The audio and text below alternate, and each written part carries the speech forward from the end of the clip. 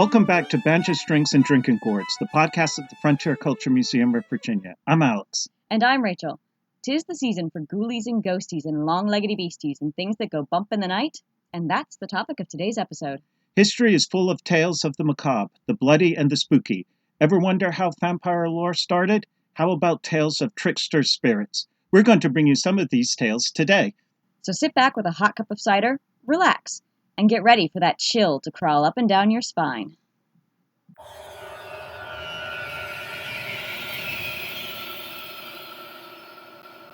Tales of ghost ships and men tempting fate go all the way back to antiquity.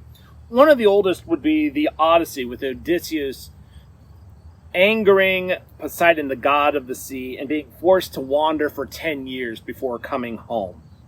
The Tale of the Flying Dutchman is a story in this vein of the lost traveler, the wanderer, the ship lost at sea. The captain of the ship is often referred to as Van Decker Dijk, and he was trying to bring his ship around the Cape of Good Hope off the tip of South Africa. But he was unable to do so due to a giant storm. This is happening probably in the 17th century, during the height of the Dutch maritime power and the Dutch East India Company traveling between the Netherlands and Java, modern-day Indonesia, as part of the Dutch East India Company and its colonies there, bringing in all sorts of trade goods from the Orient. Ships that lost at sea are happening all the time in this era because of either unexpected storms, being pushed away from the trade winds and trapped in the Dardanelles, and basically being becalmed, trapped with no wind, and those ships being spotted months, even years after the crew has been forced to abandon the ship. You can see this derelict, destroyed-looking ship sailing after having been blown back out because of a storm, arriving in the New World. Or there's another option, which is coming from mirages, where you would see a ship beyond the horizon, and it would be popping up in a stormy situation up into the clouds, and its reflection being shown. These are oftentimes the things that bring about a sailor's tale of ghosts on the high seas. There once was a ship known as the Flying Dutchman. On a dark and stormy night, the Flying Dutchman was in distress, trying to make its way and land near the Cape of Good Hope. But the seas did roar and the winds did blow, and the ship could not make it ashore. In the midst of this tempest, it is said that the captain swore, and he swore an oath, that he would make it into the bay and nothing was going to stop him, even if he had to sail till Judgment Day. The devil heard his oath, and when the captain repeated his oath a second time, it was done. And so the storm blew, and the Flying Dutchman never made it safe to shore. But do beware if you are ever out to sea, for whenever there's a gale and you see a ghostly ship sailing into that storm, you know you have found the Flying Dutchman, forever cursed to sail the seven seas.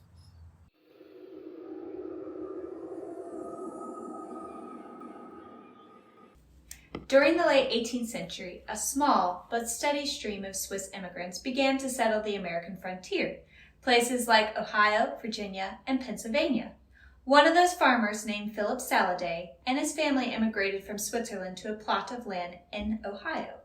The first few years, the Saladays likely cleared timber, prepared the land for crops, and built a small log cabin, not necessarily as a permanent home, but as a temporary shelter.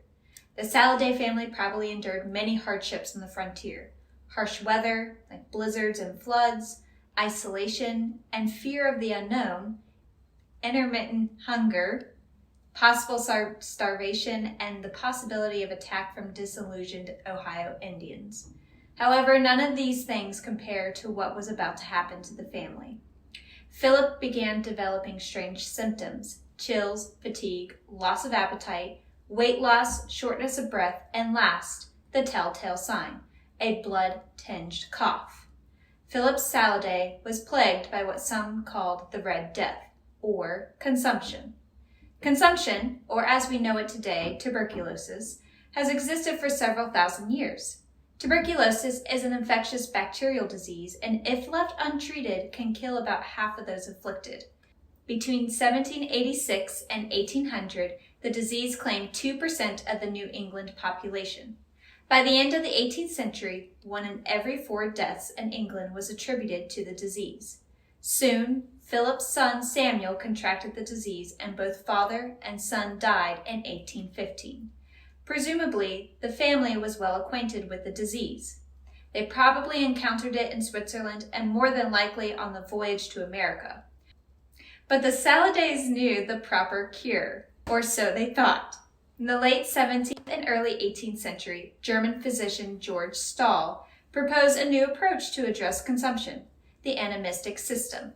According to Stahl, the system, or the animos, was believed to control everything: the lungs, the heart, and the brain.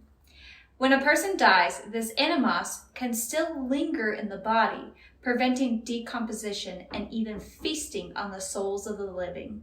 When symptoms began to manifest in other members of the Saladay family, they did the one thing they believed might work: destroy the animos, or the souls, of Philip and his son Samuel.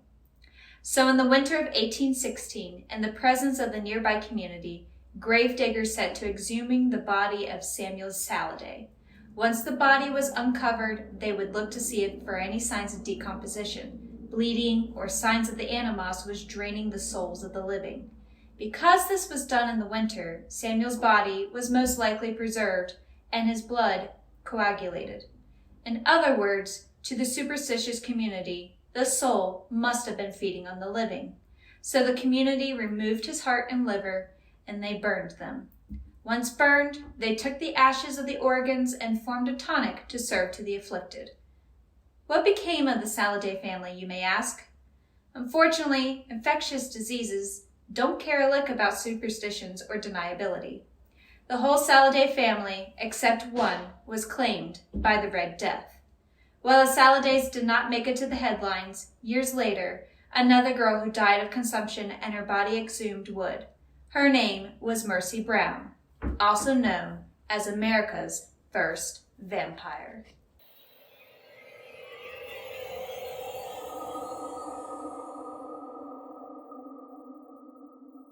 Joseph Jacobs in the late 19th century went around and compiled a lot of these folk tales and wrote them down and contributed 3 books of traditional English folk tales, and this is one of them. And I should say he is one of many people who were doing this, so there are all sorts of different folk tales. The reason I picked this one is it's about a tree, and it sort of has Celtic tones to it, or in my mind it does. And it's called The Rose Tree, and it's about a good man, a good farmer, who had a first wife and a girl by her, and then he married again and had a second child, a son, and like all stories like this, the second wife is not so nice. But the young girl, who was as white as milk, her lips were like cherries, her hair was like golden silk, and it hung to the ground. Her brother loved her, her father adored her, and the stepmother really hated her.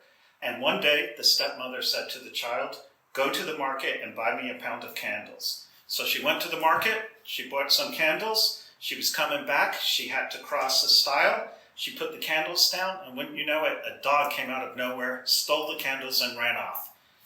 But the girl had some money left over, so she went back to the market again, bought a pound of candles, went back, and wouldn't you know it, did exactly the same thing that she did the first time around, put the candles down to cross the stile, and the dog showed up and took the candles away. Not to be deterred, she went back to the market, got another pound of candles, went back, put them down, crossed the stile, just as the dog came and stole her candles. And now she was in trouble because she was out of money and she had to go back home crying. And the angry stepmother pretended to be nice and not to mind the loss at all, and said, "Come on, young child, sit here by me, put your head in my lap and I will comb your hair." And so as the young girl is crying, she's combing her hair and noticed that this beautiful hair went down to the floor and it was just gorgeous. And she decided she hated her even more. And she says, "I cannot part your hair. young girl, go and fetch me a billet of wood. And so the young girl, being very obedient, went and took a piece of wood and brought it back. And then she continued to comb her hair. And then she said, young girl, I cannot comb your hair anymore. Go and fetch me an axe. And the young girl went and fetched an axe. And then the stepmother said, now just put your head on this billet of wood and I will comb your hair. And then, of course, she took the axe and cut her head off, being the evil person that she is. And then she thought, oh no, what am I going to do with this dead young girl? And being a practical person, she put her in the stew. So she cut out the heart and liver and made this nice stew. And so the father and the young brother came back and they're eating the meals, and the father started to eat it and said, this tastes very strange. I don't like it, but continued to eat it. The little boy would not eat the food. The stepmother got mad and tried to force the little boy to eat the food. He refused. He ran away. And when he ran away, he found the rest of his poor dead sister. And he took her and put her in a box and buried her underneath a rose tree. And every day he would go and visit this rose tree in tears. And the tears would drop down into the box and into where his sister was. And come spring, the rose tree flowered.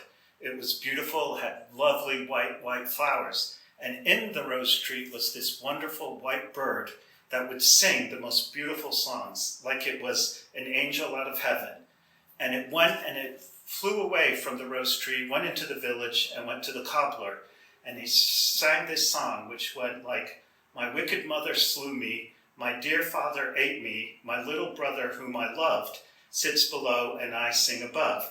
Stick, stocky, stone, dead. And it was such a beautiful song, the shoemaker said, please sing that again. And the bird said, only if you give me those red shoes right there. And so she got some red shoes and she sang the song. Then she went to a watchmaker and she sang the same song over again. My wicked mother slew me, my dear father ate me, my little brother whom I love sits below and I sing above. And then she said, and stick, stock, stone, dead. And then the watchmaker said, that is the most beautiful thing I ever heard. Please sing that again. And he said, only if you give me that watch and that chain. And so she did, put it in her other wing, and she sang the song. And then flew away. And then she went to a miller, and there were 3 men there. And she sang the same song again. And the millers all loved it and said, please sing that again. And she did. And she went, my wicked mother slew me, my dear father ate me, my little brother whom I love sits below and I sing above. Stick. And one of the men looks up. And then she goes, stock. And the second miller looks up and puts away his tools. Stone. And the third miller looks up. And then she says, dead. And she takes their stone mills away and she carries them in her feet. And so she goes back to the house and she knocks on the house one night when they're all eating dinner. And the stepmother says, I believe there's thunder. And the young brother goes out and she drops the red shoes. And then she starts rattling the shutters again on the house. And the stepmother says, oh dear, there's still thunder. And the father goes out. And then the bird drops the chain that goes right around his neck. And the brother and father go in and they're all happy and looking at their gifts, which they just can't understand. And then the bird rattles the shutter again. And the stepmother says, oh, thunder, there must be something for me out there. And she goes out and the millstone drops and kills her on the spot right there and then. And then the bird flies back to the tree and sings beautifully around the tree.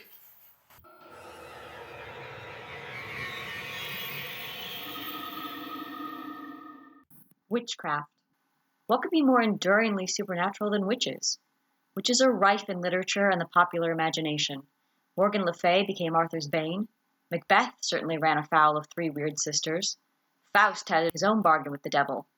Modern audiences, of course, are more likely to think of Sabrina, the Sanderson sisters, Elphaba, or Hermione Granger when they hear the word witch. But the fear of witches was daily life for a large portion of history. The Salem witch trials of 1692 were just the tip of the iceberg.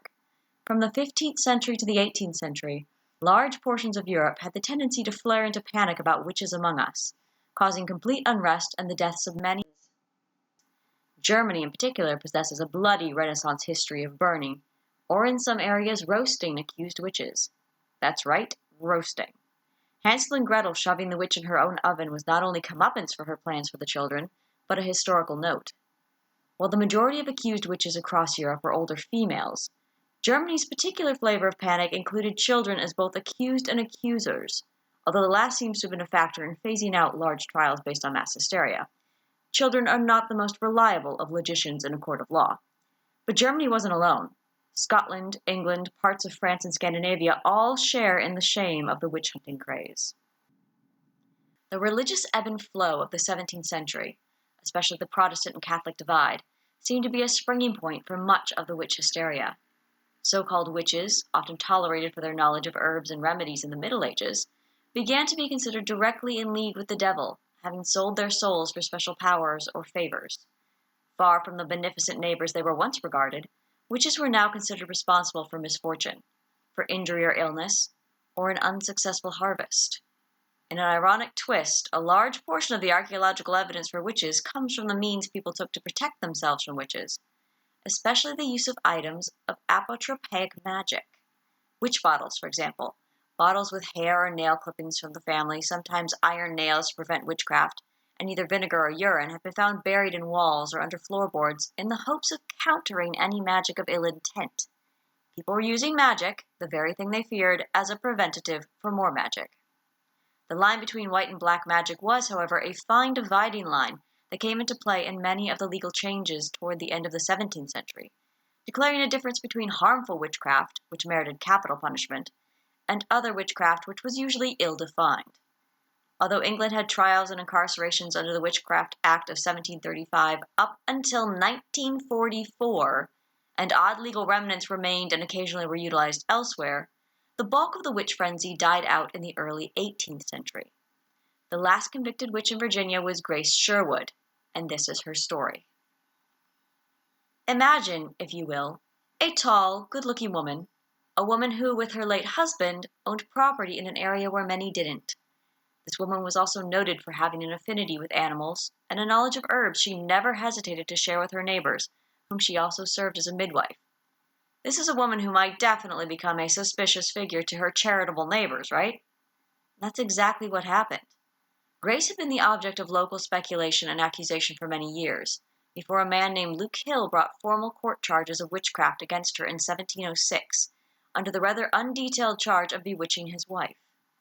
The case was batted about the courts of the colony, subjecting Grace to indelicacies such as being bodily searched for unusual marks, before finally being kicked back down to the Princess Anne County Court for further evidence. The court seemed at quite a loss and were unsure of their success in prosecution during the sitting of the court, prompting a very persistent Luke Hill to swear out a much more detailed list of so-called evidence against her. Various delays plagued things until someone decided to try out ducking, a rather unscientific trial by ordeal that posited that a witch will float, an innocent will sink. As Monty Python and the Holy Grail put it, why do witches burn? Because they're made of wood. How do we tell whether she is made of wood? Does wood sink in water? No, it floats. Throw her into the pond. Thus was most of the logic surrounding witch trials. Grace did agree to the ducking, probably growing tired of being locked in various jails and just wanting this whole farce over and done with. Not that the first attempt went very well. As the court record states, the court being doubtful that they should not get a verdict this court, and being willing to have all means possible tried either to acquit her, or to give more strength to the suspicion that she might be dealt with as deserved, therefore it was ordered that this day by her own consent to be tried in the water by ducking, but the weather being very rainy and bad so that it possibly might endanger her health. Poor Grace, remanded back to the local jail just in case her trial designed to result in drowning or conviction managed to give her the sniffles. Unfortunately for Grace, even though the official trial notes mentioned prepared plans to preserve her life from drowning during the trial, she still panicked and untied herself, swimming back to the surface of the Lynnhaven River, as anyone would do if they had been dropped off the side of a boat, tied up, and were sinking. But she was also condemned by her final body search, which again was recorded as the female examiners finding spots that supposedly set her apart from natural females. Grace was incarcerated for 7 years, and then returned home, reportedly living peacefully among the people who had condemned her to be remembered as the Witch of Pungo.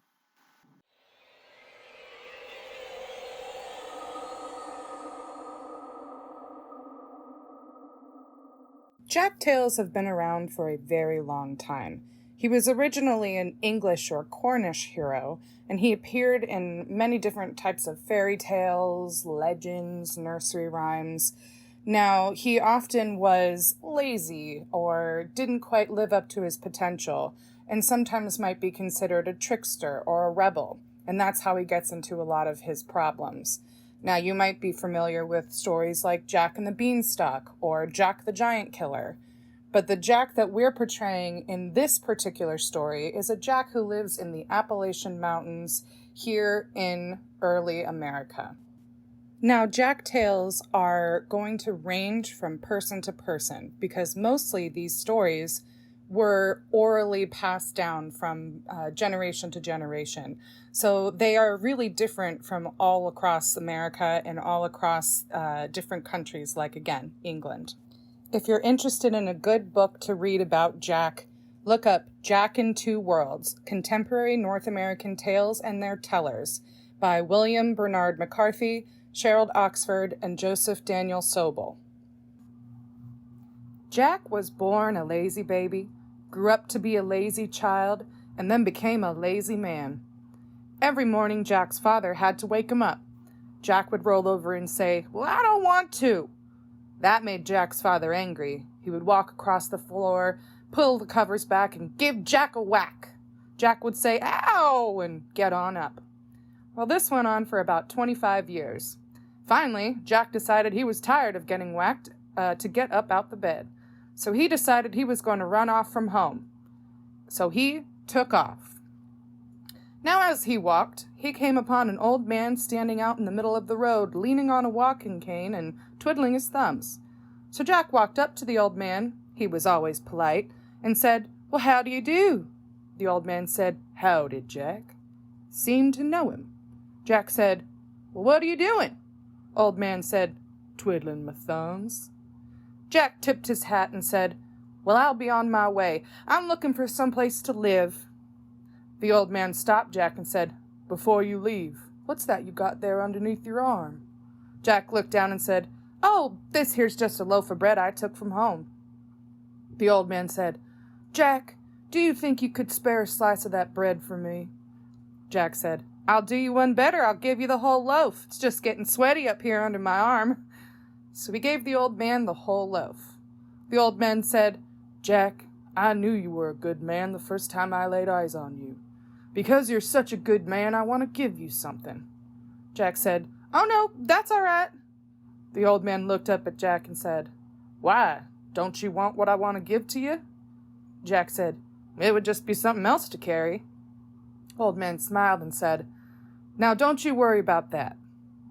The old man unbuttoned his coat, and Jack saw that he had a sack tied around the button of his trousers. The old man untied that sack and handed it to Jack. Jack took it and said, "Well, thank you very much. What is it?" The old man had a sparkle in his eye and said, "Well, Jack, that's a magic sack." Jack said, "It is? A magic sack? What do you do with a magic sack?"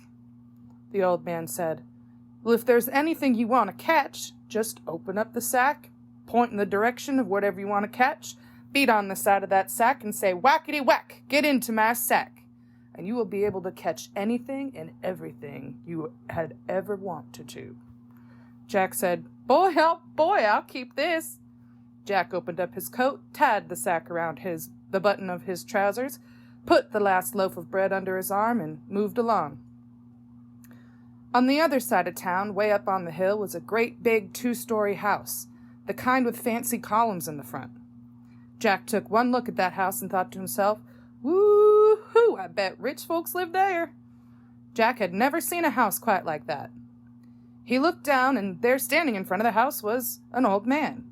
Jack waved to the old man and said, "Ain't that a mighty fine house?" The old man said, "Yeah, it is." Jack said, "Well, who lives in a house like this?" "Nobody," said the old man. Jack said, Do you mean to tell me that that house is empty? Well, I can rent the house. Old man said, No, you can't. Jack said, Well, I buy the house then. The old man said, No, you can't. Jack said, Well, what's wrong with it? I can't rent it. I can't buy it. Who in the world owns it? Old man said, I do. Jack said, You own the house and you won't rent it to me or sell it to me? The old man said, I'll give it to you. Jack was taken aback. He said, You would just give me that big old pretty house? What do I have to do to get it? The old man said, Just spend one night in it. Jack said, One night? Just one night? What's wrong with the house? Old man said, I'll tell you like this. The house is haunted. Jack said, It's haunted? Haunted with what? Old man said, Haints. Jack said, Haints? What kind of haints? The little old man said, Little old bitty green ones. Jack said, Well, I ain't never seen any green haints before. Old man said, Well, they're in there, and if you go in there, they're gonna eat you up, and you'll be a green haint. Jack said, I've never been scared of haints, green or otherwise. I'm going in there. I'm going to spend the night, and that house is going to be mine tomorrow. Jack started to walk into the house, and he suddenly remembered he was going to have to stay there all day and all night, and he didn't have anything to eat and only a few pennies to rub together, not enough to buy him anything. So he turned to the old man and said, Now, I don't have any money. I wonder if you could bring me a picnic lunch, maybe a corncob pipe and some tobacco, and maybe a quilt to sleep on. Old man said, I'm going to bring you all that, but I'm going to give you a bit of advice. You had better eat that picnic lunch before 9 o'clock. You had better smoke that corncob pipe before 10 o'clock, and you had better get yourself all finished up and asleep before 12 o'clock, because after that, them haints going to eat you up. Jack said, You just let me worry about that. So Jack went into the house, and he built himself a nice fire.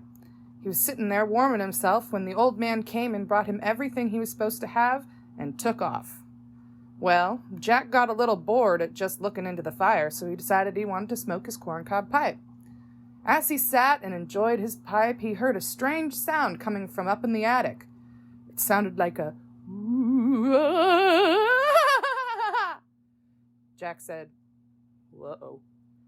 But Jack never let on that he was scared. He just kept smoking his corncob pipe. Then all at once, he heard it again, only down in the cellar, and it sounded like, ooh, ooh, ooh, ooh. Jack said, Oh, no. Then all at once, this awful sound came roaring down the chimney. Then a great big round green ball fell right at Jack's feet, and out of that big green ball popped a little green haint. And all Jack could think to say was, Well, how do you do? The haint said, What are you doing here in my house? Jack said, Now, listen here. This here's going to be my house tomorrow. The haint said, Oh, no, it ain't, 'cause we gonna eat you up tonight. Jack said, I ain't scared of you. I just ain't scared of you. Then all at once, everything got quiet. Jack could hear this awful breathing sound behind him. Jack turned around, and there standing behind him were 6 of the ugliest, greenest haints you've ever laid eyes on. All Jack could think to say was, How do you do? The haint said, You better get out of here. Jack said, Now I already told you I ain't scared of you. Well, the haints saw that Jack wasn't scared of them, so they had to do something to get their house back. So the head haint said, All right, seeing as how you ain't scared of us, we're going to play a little game with you. You like game of cards? If we win, we're going to eat you up. Jack said, Well, I just got out of the army, so I can play a pretty good game of cards. What if I should win? We still gonna eat you up, Jack said. Well, that's fair. So they all took a seat at the table, laid a deck of cards out, and commenced a game. The haints all pulled out a great big yellow gold nugget. Now, just a minute. I'd like to have a gold nugget to play with, said Jack. At that, all 7 haints stood up, stretched their arms out in front of them, and big yellow gold nuggets fell from each finger. It made stacks and stacks and stacks of gold all over the floor. The haints gave Jack part of it, and they took the rest, and the game went like this. Jack would win a hand, and the haints would win a hand. Jack would win a hand, and the haints would win a hand. Jack would win a hand, and the haints would win a hand. Jack would win a hand, and the haints would win a hand. Now, Jack got plumb tired of that. So, he opened up his coat, untied his sack from around his trouser button, took that sack, pointed it in the direction of the haints, gave it a whack, and said, "Whackety-whack! Get into my sack!" All 7 of those little green haints jumped down to the bottom of Jack's sack. Jack wrapped that sack up, tossed it into the corner, got up, ate his picnic lunch, smoked his corncob pipe, and slept on his quilt. The next morning, the old man was standing outside waiting to see who came out first. The door started opening. Jack stepped out on the porch and took a great stretch and a great big yawn. The old man said, "You're still alive? You're still alive!" Jack said, "Well, did you think I wouldn't be?" The old man said, But those haints, they didn't eat you up." Jack stepped back inside the house, took the sack, and handed it to the old man. Old man took it, looked up at Jack, and said, "What's in here?" "Them haints." The old man threw the sack back and said, "Well, I don't want 'em. Don't give 'em to me." Jack said, "Take 'em down to the river, find the deepest end, open that sack, and drop 'em in. Then bring me back my sack." So that's what the old man did. The minute he gave the sack back to Jack, the old man said, "Well, the house is yours." Jack went into his new house, and lo and behold, those haints had left every piece of gold. Jack was a rich man. So, Jack had so much gold, he poured some down between the walls, he put some beneath the floor, he hid some up in the attic, put some beneath his mattress, and put the rest in his pocket. Jack was a rich man.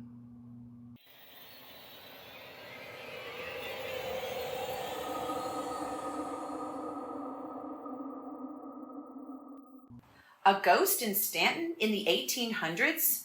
Why, yes, at a place called Selma. The Greek Revival 20-room mansion was built in the 1850s and included 900 acres. Anyone and everyone wanted to receive an invitation to the lavish and magnificent home after the Civil War. Then, starting in the 1870s, maybe not? Guests saw a soldier in a gray uniform who had been dead since the latter days of the Civil War.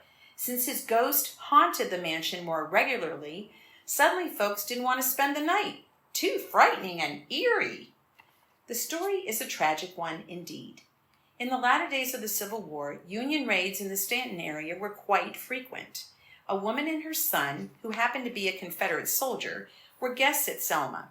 One day a Union soldier came to the property, saw the young Confederate soldier, and the chase across the lawn was on. After taking the steps of the grand mansion 2 at a time, the breathless soldier in gray had to think quickly to elude the soldier in blue. So he entered the dining room and stood by the elaborate hearth. Here is where the Union soldier caught up with him and shot him.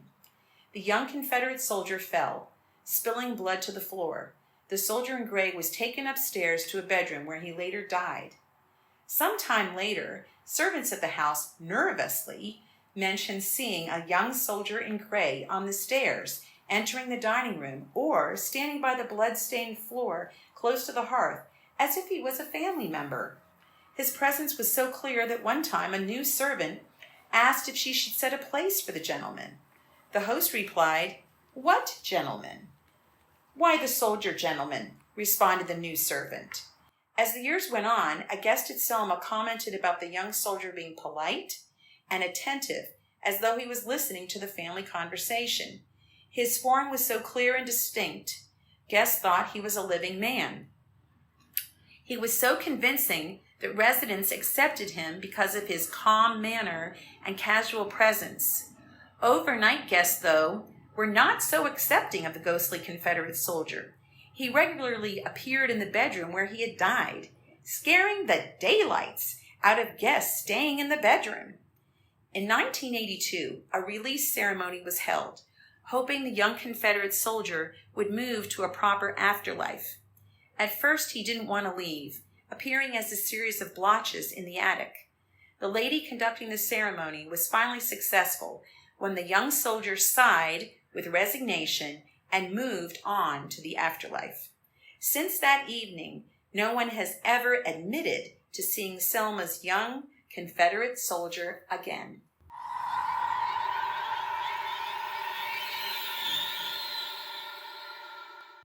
We hope you enjoyed Banjo Strings and Drinking Gourds. We bring you historical episodes twice a month.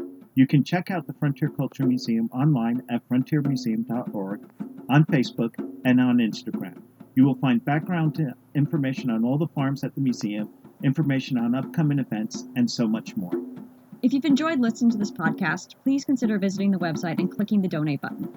Donations to the American Frontier Culture Foundation support programs like field trips, summer camp, and special events. We greatly appreciate it. See you next time!